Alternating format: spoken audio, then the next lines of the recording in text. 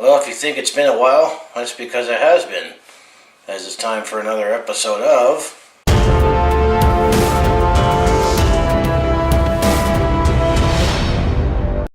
Hi there, it's Brett Hornby here. Welcome to another episode of my Calgary Hitmen in 6. We're up to episode 7 here, and where I recap the Calgary Hitmen and how things are going in the 2018-19 WHL season here. And there was that holiday break there in between that when I planned out my schedule here. I could have thrown in a 4-game segment here, but I felt just it's still an end of the season thing, to make the math work here. But during the holidays here, I had a little cash here, and finally got myself a Hitman jersey here. So just like with the Calgary Roughnecks, I now have my own Calgary Hitman jersey here. So I got jerseys for all 4 sports teams I cover here. So here we are, episode 7 here, end of 2018 literally here, as it's New Year's Eve here. And I'll talk about games 31 to 36 here in the WHL schedule here, and we're approaching the second half of the season here, because remember here, the season is 68 games long, and it was reduced from 72 to line up with the Ontario Hockey League and the Quebec Major Junior Hockey League, and it's not the 82 games that the NHL employs here. So let's bring up my notes here, and let's recap how this 6-game segment went here. I would say it's another mixed bag here. It seems like the Calgary Hitmen, up to this point, they struggle in their own division, but they seem to have no problem being others in the BC division or anywhere else here. But let's get going here. Of course, if you like everything I do on my channel, just make sure you hit like, subscribe, and I'm the Calgary sports fan here. So anyway, let's start off with episode 7 here. I mean, there was a little holiday break in there in between, so we're going a little further back than usual here. But game 31, we're going to go all the way back to Sunday, December the 9th. The Calgary Hitmen were taking on the Kamloops Blazers. Jerome McGinley's whole team, and definitely had a lot of hockey history here. But this was also the Bricks Teddy Bear toss game, which was a 2 p.m. puck drop at the Scotiabank Saddledome here. I'll throw out the numbers here for the Teddy Bears here, but actually this game, we threw Hitman fans, or fans that game, threw 29,635 Teddy Bears, and there was 18,015 in attendance here at the Saddledome, so almost a sellout. This will establish a new Calgary Hitman franchise record. However, it wasn't the world record that they were planning on re-establishing here, because the week before, the Hershey Bears in the AHL set the new Teddy Bear toss record, because the Hershey Bears owns it with 34,798 bears, and they had 10,046 in attendance in that game. So it's all going to various charities and for the holiday season, and hopefully some people Christmases were a lot brighter here and everywhere who do all this Teddy Bear toss thing. But you can credit Caden Elder. He scored the bear goal for the Calgary Hitmen at 4:18 in the first period here, and that's where it set off the Bears. And there's lots of videos on YouTube where you can watch what happens when the Bears come flying.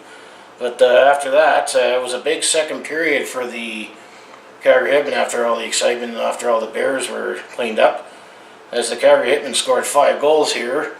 Kamloops Blazers scored 2 themselves in the second and 1 in the third here.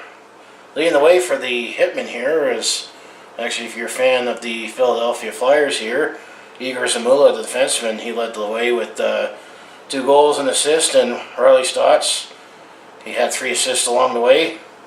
Dakota Krebs with 2 assists, and Jake Kriske and James Malm had a goal and assist each. And to highlight for the Kamloops Blazers, Martin Lang had a goal and 2 assists for the Kamloops Blazers here. After all the excitement and talk about the Bears here, actually the Hitmen won this game 6-3, and leading the way in net was Jack Manhattan with 23 saves, and Kamloops they had 2 Dylans in net for that game. It was Dylan Garand who started the game, but he was chased after allowing 6 goals on 28 shots, and then Dylan Ferguson came in and finished off with 8 assists there. So after the goaltending change, that's when the goal stopped for the Calgary Hitmen, but 6 was definitely plenty as they won the Teddy Bear Toss game with a 6-3 victory. And this Teddy Bear Toss thing is definitely growing over the years here, because I remember going to like the first one back in 1995 there, and they only threw 1,000 Bears at a time, and it was a Sunday night game, and that's back when you only had 5,000-6,000 fans going to the game. But it's definitely growing to where it's the biggest game of the year. You get the brick sponsors, and they actually donated I think it was a quarter for every bear that was tossed. So I think it works out to be $6,700 and change that the brick also donated with all the Bears. So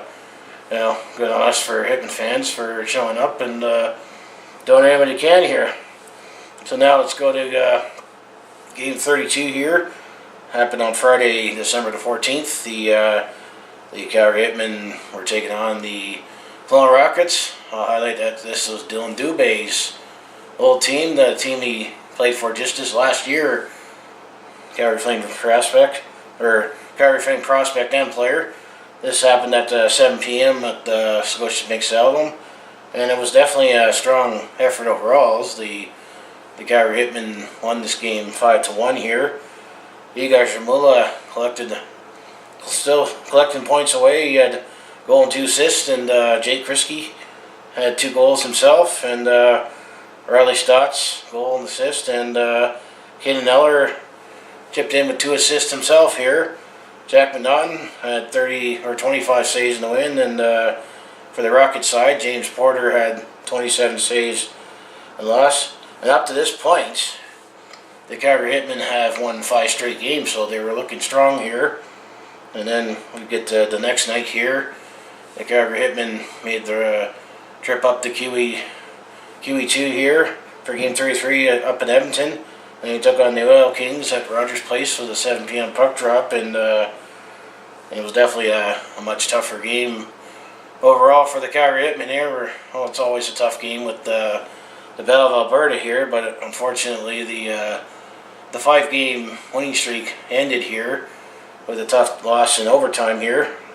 Overall, the Hitmen took 6 penalties in the game, but they were able to kill them off, and actually they did score the first 2 goals in the game. Caden Eller and Jake Kriske lit the lamp for the Calgary Hitmen, and Igor Zamula had another 2-assist game. But then Edmonton scored midway in the second and third period to tie it up here. I highlight that Vince Loschavo and David Hope scored for the Oil Kings, and then the overtime was needed, as I mentioned here, and Andrew Fruden, 40 seconds in the overtime, snapped the winning streak for the Calgary Hitmen here. Also, what made this also a tougher game is that the Hitmen were actually outshot in this one, 44-34. So Jack Manhattan had a much busier night here with 41 saves, and Dylan Mescu for the Oil Kings had 32 saves in the win there. So then the next night, the Calgary Hitmen went back down on the QE2 and went back home to play the Lethbridge Hurricanes. This was a Sunday night game, 7 p.m. puck drop in the last game before the holiday break here, and it definitely wasn't a great second period it was a great second period for these guys, the Hitmen, but the third period not so. It wasn't pretty.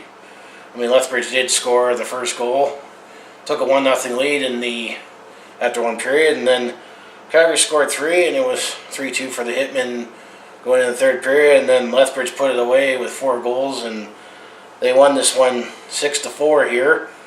The only player I can highlight here for the Calgary Hitmen is that Caden Eller was the only player of the multi-point game with a goal and assist here. Lethbridge led the way with Jordy Bellavere. He had 2 goals and an assist here. I mean, both teams, if you look at the score sheet, actually collected the point here, so I'm not going to list them all here. I just highlight who stood out the most, and then I just like to give the goalie stats here. And then for the goalies here, Jake Manhattan had 20 saves in the loss, and Karl Tetjek for the Hurricanes had 24 saves in the win here. So that's kind of a downer to go on a holiday break here, but let's get back at it here for Game 35 here. Friday, December the 28th, the Calgary Hitmen made the trip up the QE2 again to play the Edmonton Oil Kings once again, and at the Rogers Place, and 7 p.m. puck drop, and definitely wasn't a good game to kick off the post-holiday blues here, because the Calgary Hitmen definitely had the post-holiday blues here, because there was no scoring at all in the first period, but the second period said it all here, as the Oil Kings outscored my Hitmen here with 6-2, and teams did trade goals in the third period here. I do highlight a couple positives here for the Hitmen, is that Jay Kriske had 2 goals and Igor Zamula had 2 assists here, but that's pretty much where the prettiness ends. It was definitely an ugly loss here. The Oil Kings had Andrei Pavlenko, Zach Russell, and Andrew Faden each had a goal and assist, and then also Parker Gavalis, David Cope, and Jalen Lupin had 2 assists each, so there were definitely a lot of points exchange going around more for the Oil Kings in this one. Jack Manhattan had 31 saves in the loss here, and he was in for the whole game, while Dan Mascu had 29 saves for the Oil Kings. So after winning 5 straight here, the Calgary Hitmen suddenly found themselves on a 3-game losing streak here, which leads up to Game 36, the last game on the 2018 calendar. And I actually personally took this game in on Sunday, December 30th. The Calgary Hitmen took on the Vancouver Giants. It was a 2 p.m. puck drop at the Scotiabank Saddledome, and it was definitely a great game for the Calgary Hitmen, and it definitely lived up to a typical Calgary-Vancouver game when you look at most of the time when the Flames and the Canucks play each other. It was definitely a physical game, and there were scrums right up to the end there. And if you look at the game summary for this one, 3 players for the Giants and the Hitmen all had 10-minute misconduct penalties at the 20-minute mark of the third period. So there was definitely some dancing going around, and special teams was definitely a factor for both sides, because at one point the Hitmen had a 5-on-3, and so did the Giants here. But this overall, it was a great game for the Calgary Hitmen here, as we outshot the Giants 43-25. So it was definitely a plate effort. Maybe digging up some aggression from the loss in Edmonton there a couple nights before, and we scored 2 in the first period and a goal each in the second and third. And also, the one thing to highlight here is this was the first game that James Malm faced his former team, because at the end of October here during the season, we acquired James Malm in a trade with the Giants here, and he actually definitely stood out here. He had 4 assists in the game, so he was a part in all 4 goals for the Hitmen. As I'll say, the Calgary Hitmen actually shut out the Giants here with a 4-0 win. And I said James Malm had 4 assists. Riley Stotts had 2 goals here, and Igor Zamula also had 2 assists here. And Mark Kolesnik and Jay Kriske, the usual suspects, each had a goal each for Hitmen in the 4-0 win. Jack Manhattan, he only needed 25 saves for the shutout here, and David Tendek for the Vancouver Giants, he stopped 39 shots that came his way from the Calgary Hitmen, but doesn't matter if you don't score, if the team in front doesn't score here. So it's another kind of a, let's say, mixed bag here for the Calgary Hitmen here. I mean, I think they have looked stronger the last couple of segments here that I've covered here after very slow start, but I think one thing that has definitely hindered them is they seem to lose these games within their own division here. But now let's look at the standings here. As Calgary Hitmen enter the 2019 here, 16-16, 3-1. 16 wins, 16 losses, and they've lost 3 in overtime and 1 in the shootout here. And have 36 points and are 5th in the Central Division here. And if you look at the Eastern wildcard spot, I think the next team that the Calgary Hitmen should focus on getting that final wildcard spot is the Brandon Wheat Kings, because actually when it comes to points here, the Calgary Hitmen are tied with the Brandon Wheat Kings here, but the Brandon Wheat Kings have 2 games in hand on the Calgary Hitmen, which means they played 2 fewer games as of this recording here. But while there might be excitement of trying to catch that final wildcard spot here in the Eastern Conference here, though, there's this team called the Prince Albert Raiders here.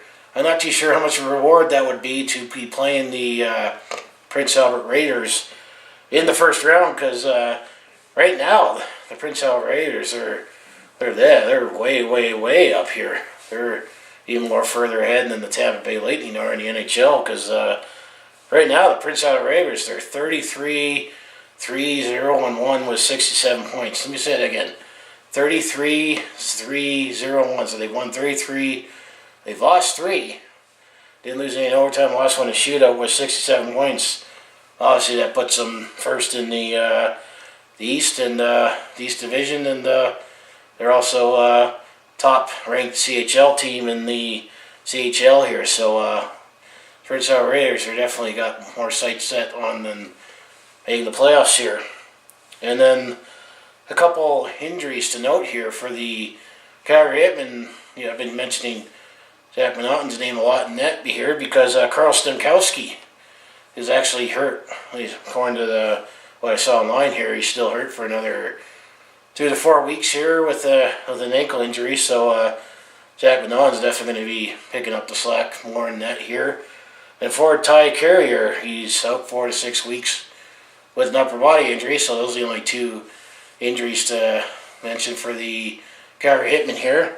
So let's bring up some player stats here before we look ahead to what will be episode 8 and the next part of the schedule here. So I'm going to look at the top 5 scoring here.